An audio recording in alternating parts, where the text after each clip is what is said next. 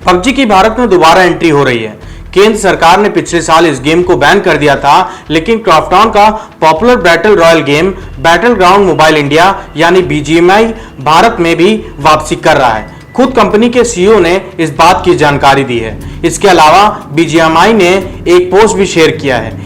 पिछले कुछ दिनों से इससे जुड़ी कुछ रिपोर्ट्स आ रही थी, लेकिन अब क्राफ्टॉन ने आधिकारिक रूप से गेम की वापसी की पुष्टि कर दी है। आपको बता दें कि बीजीएमआई को दक्षिण कोरिया स्टूडियो क्राफ्टॉन द्वारा विकसित किया गया है, जो कि चीन के टेंसेंट गेम द्वारा समर्थित है।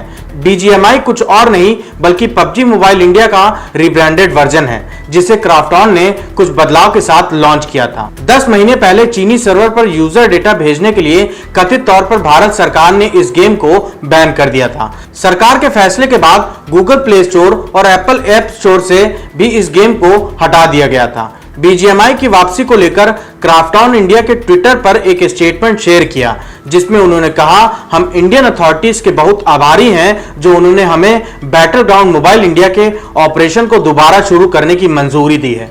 पिछले महीनों में सपोर्ट और धैर्य रखने के लिए हम भारतीय गेमिंग कम्युनिटी का भी आभार व्यक्त करते हैं। उन्होंने आगे बताया कि ये ऐप जल्द ही उपलब्ध होगा। पिछले कुछ सालों में भारत सरकार ने 300 से ज्यादा ऐप्स को बैन किया था, जिसमें बीजीएमआई एकमात्र ऐसा ऐप है जो वापसी कर रहा है। इस कदम से साउथ कोरियन गेमिंग कंपनी को बड़ी राहत मिलेगी। क्राफ्टॉन ने भारतीय स्टार्टअप इकोसिस्टम में $10 करोड़ का निवेश किया है। इससे भारत में तेजी से ग्रो कर रही ई स्पोर्ट्स इंडस्ट्री को बूस्ट मिलेगा।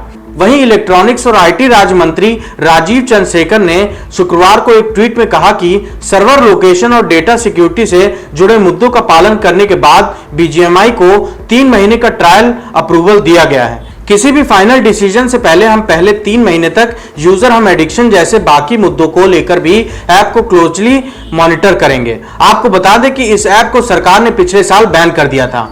क्राफ्टॉन ने इसके पहले दावा किया था कि जुलाई 2022 में बीजीएमआई ने 10 करोड़ रजिस्टर्ड यूजर का आंकड़ा पार कर लिया था। बैन होने तक ये भारतीय बाजार में एंड्रॉयड पर मौजूद सबसे ज्यादा रेवेन्यू कमाने वाला एंड्रॉयड ऐप्स में से एक था। इस गेम पर लॉन्च होने के बाद से ही लगातार सवाल उठाए जा रहे थे। चूंकि ये पबजी मोबाइल का ही रिब्रांडेड वर्जन था और इसमें ज्यादा कुछ बदलाव नहीं किया गया था, यही वजह थी कि कई लोग इसे बैन करने की मांग कर रहे थे। यहां तक कि क्राफ्टॉन पर आरोप लगा था कि कंपनी ने उन्हीं चीनी अधिकारियों को हायर किया था जो पबजी मोबाइल इंडिया के लिए काम कर रहे थे। इस खबर में फिलहाल इतना ही। मेरा नाम है अभय राज। देखते रहिए हमारे साथ हुनरबाज पत्रकार।